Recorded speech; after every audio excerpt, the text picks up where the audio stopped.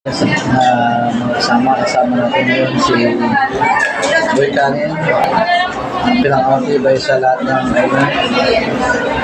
Yan. Siyempre kasama natin ang sikat na senador, Bato de la Rosa. Senador ng Kaning Lamig. Ang senador ng Kaning Lamig. Siyempre ang ikot na si Putret yan. Kain po tayo. Panahalian. Nagawa niya po magsiling. Matibay talaga. Habang tumitira si Bato. Bato, mahihirap ka na alaala, no? Si Vicente Gulayan. Ay, shoutout daw kay Mr. Vicente Gulayan. Vicente Gulayan na lang naalala. Sino sa'yo? Victor Gonzales. Ha? Okay. Kasi ito mga kasama. Tayo ay kakain na panahalian. Siyempre, tayo lagi ay wala mabusog.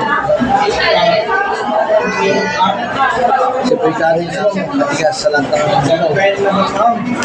Mayroon ka ng sabaw. Okay po ah. Okay po. Let's eat again.